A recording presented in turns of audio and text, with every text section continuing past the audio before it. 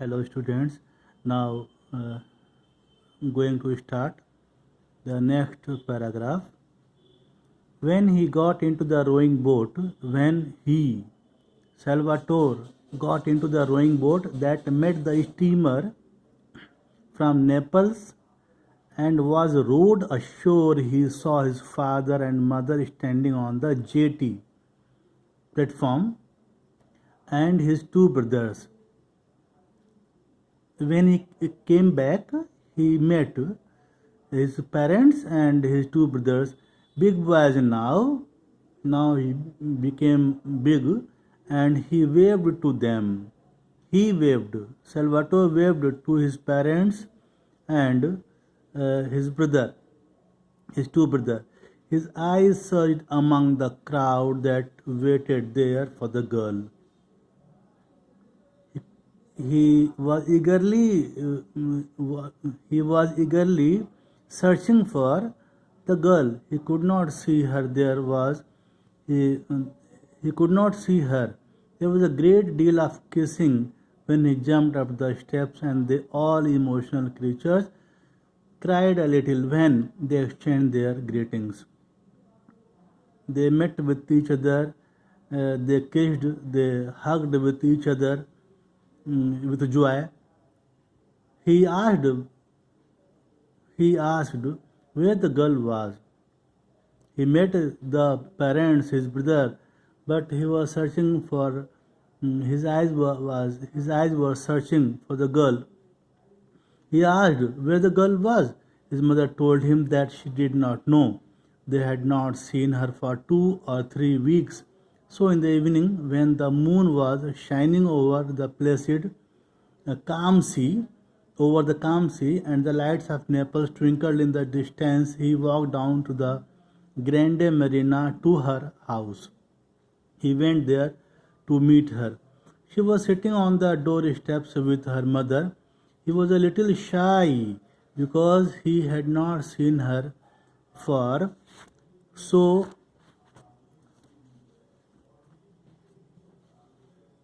so long. He asked her if she had not received the letter that he had written to her to say that he was coming home. Yes, they had received a letter, and they had been told by another of the island boys that he was ill. Another boy of the island informed the girl's parent that Salvatore was ill. Yes, that was why he was back. Why it is not a piece of luck? Was it not a piece of luck that he came back as he was ill? He came back from there and left the job of sailor. It was not a piece of luck. Oh, but they had heard that he would never be quite well again. The girl and her parents heard that Salvatore would never be quite well again. The doctor talked a lot of nonsense, but he knew very well that now he was home again, he would recover. He thought that as he had come to his house, he would recover. They were silent for a little, and then the mother nudged the girl. Nudged means pushed gently with elbow. She did not try to soften the blow. She told him straight out with the blunt directness of her race that she would not marry a man. She said, she told him straight out with the blunt directness of her race that she could not marry a man who would never be strong enough to work like a man. They had made up their minds, her mother and father, and she and her father would never give agreement. As he would never well in his life, as he was suffering from rheumatism, he would never be well. That's why the girl and her parents did not consent to marry Salvatore with that girl. When Salvatore went home, he found that they all knew the girl's father had been to tell them what they had decided, but they had lacked the courage to tell him themselves. He wept on his mother's bosom. He was terribly unhappy. He was terribly unhappy when he knew that the girl would not marry him. But he did not blame the girl, as he loved her very much. A fisherman's life is hard and it needs strength and endurance. He knew very well that a girl could not afford to marry a man who might not be able to support her. He knew it very well. A man who could not support, who is not able to support her, how a girl can marry such a man? His smile was very sad and his eyes had the look of a dog that has been beaten. But he did not complain and he never said a hard word of the girl he had loved so well. Then, a few months later, when he had settled down to the common round, working in his father's vineyard and fishing, his mother told him that there was a young woman in the village who was willing to marry him. Her name was Asanta. When he calmed down, became normal, Salvatore's mother told him that there is a young woman in the village who was willing to marry him, and his name was Asanta. She is ugly as the devil. She is as ugly as the devil, he said. She was not beautiful as her fiancé was, as his fiancé was. She was older than he.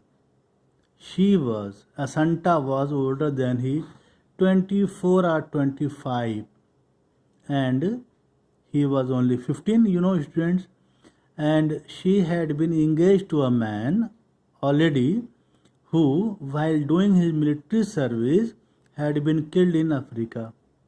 She was a widow. She had a little money of her own, and if Salvatore married her, she could buy him a boat of his own, and they could take a vineyard that by happy chance happened at that moment to be without a tenant. She had some money. With that,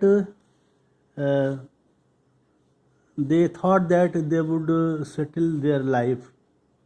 His mother told him that Asanta had seen him at the festival and had fallen in love with him. Salvatore smiled his sweet smile and said he would think about it. Instantly, he was not agreed to marry her, but he smiled. On the following Sunday, dressed in the stiff black cloth in which he looked so much less well than in the ragged shirt, generally he used to wear a ragged shirt, but on that day he worn best clothes and trousers of every day. He went up to high mass at the parish church and placed himself so that he could have a good look at the young woman. He went to the roof of the church so that he could see that young woman properly. When he came down again, he told his mother that he was willing. He was ready to marry her. Well, they were married and they settled down in a tiny whitewashed house in the middle of a handsome vineyard. Salvatore was now a great, big, husky fellow, tall and broad, but still with that ingenious means childlike simplicity, childlike simplicity, smile, and those trusting, kindly eyes that he had as a boy. Though he has become a great big husky fellow, tall and broad, but still he was a boy of 15. He had the most beautiful manners I have ever seen in my life. I again narrator. Asanta was a grim-visaged female, gloomy, serious female with decided features, and she looked old for her years. What was her age? She was looked old for her years, but she had a good heart, and she was no fool. I used to be, the letter says here, I used to be amused by the little smile of devotion. She was a devoted woman that she gave her husband when he was being very masculine and masterful. She never ceased to be touched by his gentle sweetness. Sometimes, when Salvatore becomes angry, and think that he wanted to show his manly behavior, a masterful, that he is the master of the house. She never ceased to be touched by his gentle sweetness, but she could not bear the girl who had thrown him over. She bore all the scolding by Salvatore, but she could not bear the girl who had thrown him over. He means Salvatore over, and notwithstanding Salvatore's smiling expostulations, she had nothing but harsh words for her. Always she hated that girl who did not marry Salvatore. But Salvatore did not say any word to that girl. Presently, children were born to them.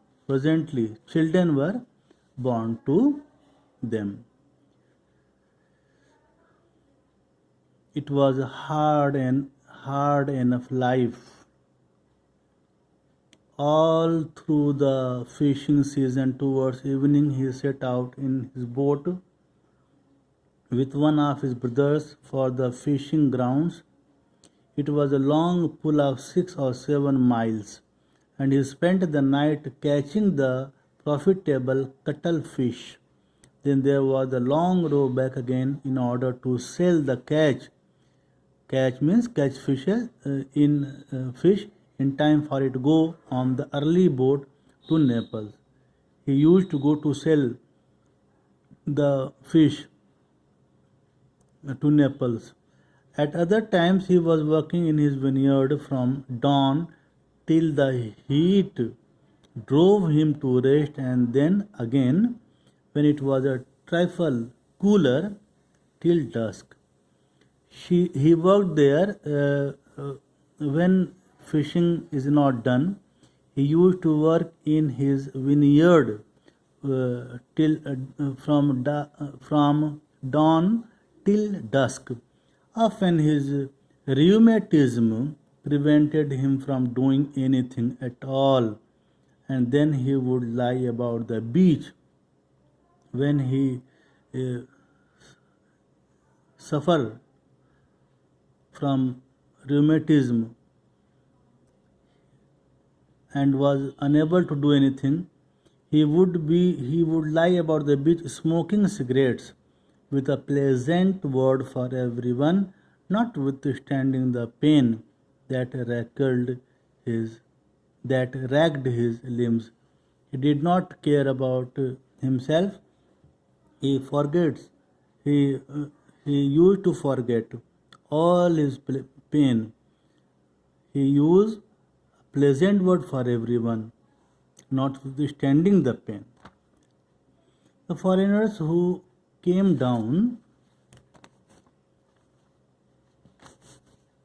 to battle, to bathe, and saw him there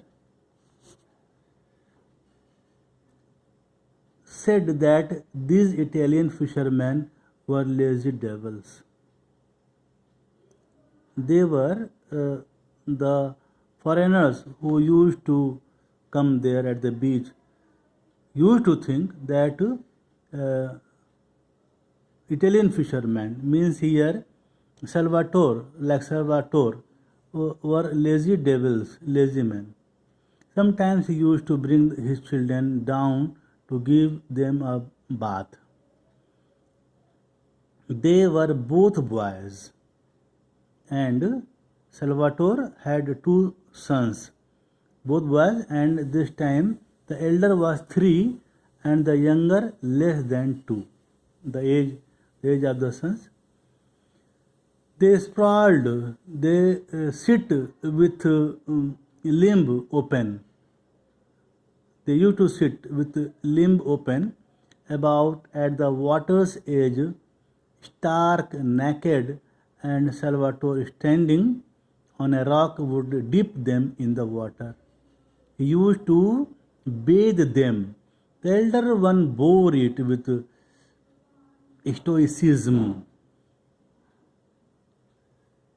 Emotional distress. The elder one, who was about 3 years old, bore it, endured it with emotional distress. But the baby, who was less than 2, screamed lustily, screamed strongly. Salvatore had enormous hands like legs of mutton, coarse and hard from constant toil. But when he bathed his children, holding them so tenderly, drying them with delicate care, though he was very strong, Salvatore was very husky, very strong, but when he used to bathe his children, he used his hand very tenderly, holding them so tenderly, drying them with delicate care. Upon my word, they were like flowers. The narrator says, like flowers.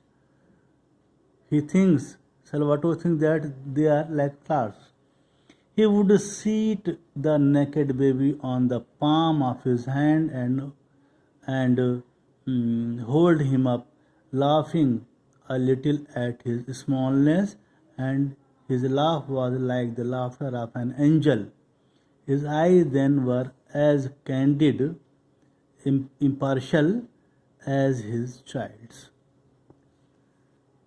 In the last paragraph, the narrator says, I started by saying that I wondered, you student, you see the first line.